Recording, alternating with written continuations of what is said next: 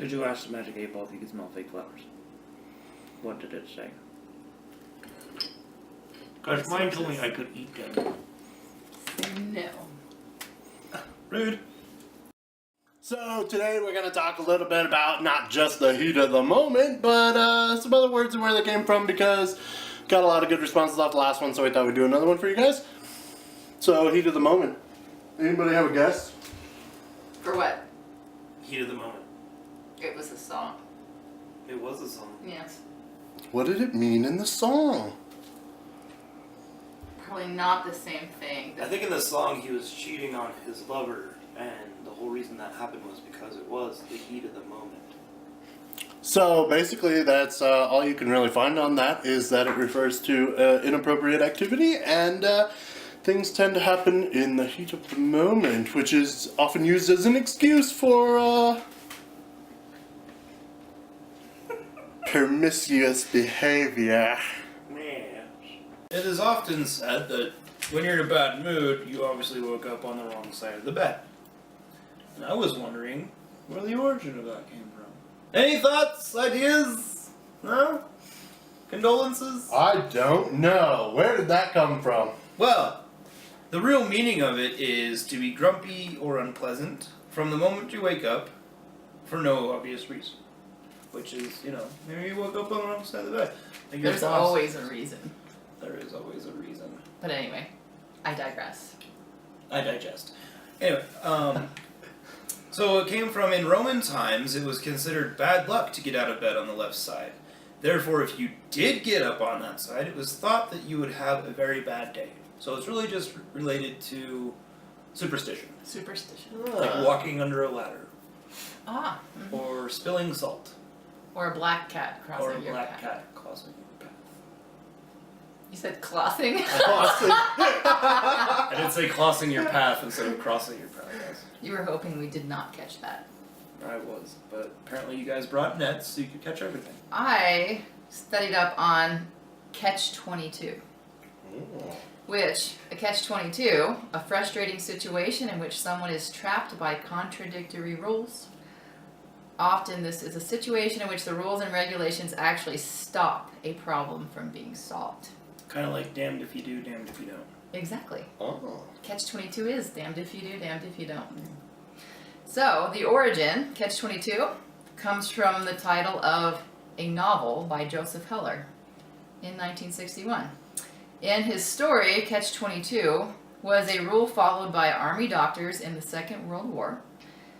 If a frightened pilot tried to avoid a dangerous mission by claiming he was insane,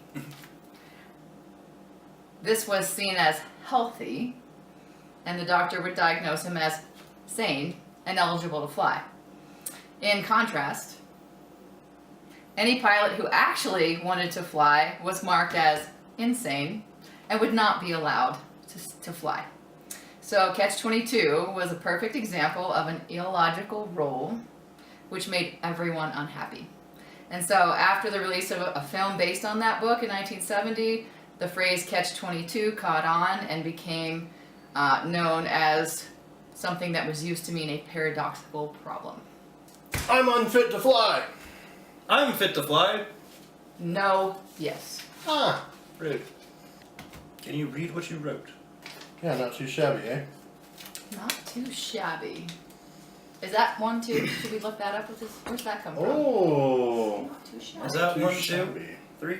Or 4. So something must have been shabby at one time, but not too Not shabby. too shabby. Okay, so I was thinking about, we say, oh, that's the greatest thing since sliced bread.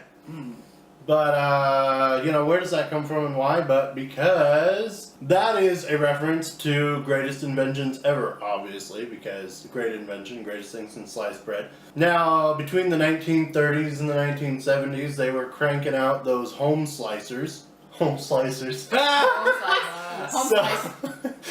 So anyway, right, sorry. So basically, you could pop out your loaf of bread, put it in the home slicer, and when you sliced it, it would come out like a perfect loaf of bread, and people would see it as barely touched by human hands, which made it such a great invention. So inventions after that were wanting to be as great as the homebred slicer, and so you would say,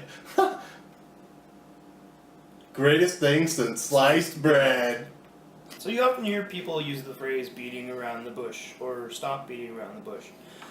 Well, for those who don't know, the phrase actually means to discuss the subject without getting to the main point, hence beating around the bush. And I was curious on where that came from. Like, why do we say that? What's with that? Well, early in the 15th century, hunting was popular, because it's not now, or ever has been since then, or before I then. think it's always been popular. Always. Popular Richmond sliced bread. Yeah, touche. Rich men would hire men to flesh out birds by beating the bushes with large sticks, which drew out nearby birds. Today, the idiom has moved from its original meaning, being preamble to the main event, to its meaning now. So yeah, when somebody's saying beating around the bush, it really means that they're just avoiding the subject and don't want to talk about the subject. So there you go. I looked up break the ice. Because icebreakers are pretty common in group situations so that everyone can get to know each other and like all the awkwardness is kind of gone. What's an awkward silence like?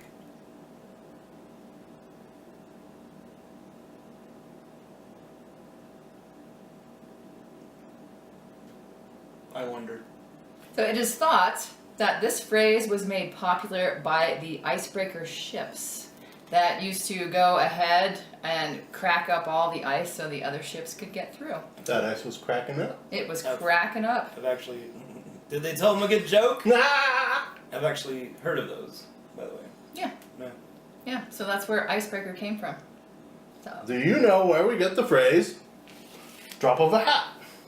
Magicians? Oh, that's a good guess. no. No, okay, well, let me tell you. So, we say things like, oh, it happened at the drop of a hat. Well, what's the deal with the hat? How come we don't drop a... Well, dropping a brick is just inappropriate, but okay. Does it have to do with races? It could. So basically your phrase, from the drop of the hat, would be a signal of some kind. How you would drop the hat to begin the race, or whatever. But, more accurately, Yeah. first noted in 1837, for whatever that matters, you would say, drop of a hat, and typically that would signal something from the Old West. The cowboys, when they were bracing themselves for a fight or something, you would know it was time to fight when somebody dropped their hat. In the same way that somebody would roll up their sleeves Like, or something. I'm tired of this. And that would signal, time for a fight. Anybody familiar with the phrase "curiosity killed the cat"? Not at all. I've never heard it. Hmm. Do you live under Just a kidding. rock? Oh, okay. Have you heard the phrase "curiosity killed the cat"? No, but it makes me very curious where it came from. Well, you shouldn't be too curious Because it might kill you. Ah! Because it means being too curious or inquisitive can lead you into a dangerous situation. Oh no. So you just kind of led yourself right into that one, didn't you? Well done, Sam. You live dangerously though, so. Wow. So the original expression was "care killed the cat," which in 1598, care meant worry or sorrow instead of what we're used to, which is look after or take care of. So it's more of a darker, deeper meaning. And the 1500s were a dark age. You know, back in the 1400s, people used to walk around going, you know, this is a long time ago. Anyway, moving on. The phrase is usually used to stop someone asking unwanted questions. So, like, you know, if someone's like, well, what do you do for a living? How much do you make an hour? What, things like that. You're like, well, you know, curiosity killed the cat. In other words, leave me the hell alone. Well, change the subject. Okay. Anyway, in 397 AD, Saint Augustine wrote that before creating heaven and earth, God fashioned hell for the inquisitive, which means curious people are doing something wrong and will go Curious to hell. people are going to hell? Yes. Crap. Uh-oh. Shocking to our modern eyes, obviously, because you were shocked. That was perfect, actually.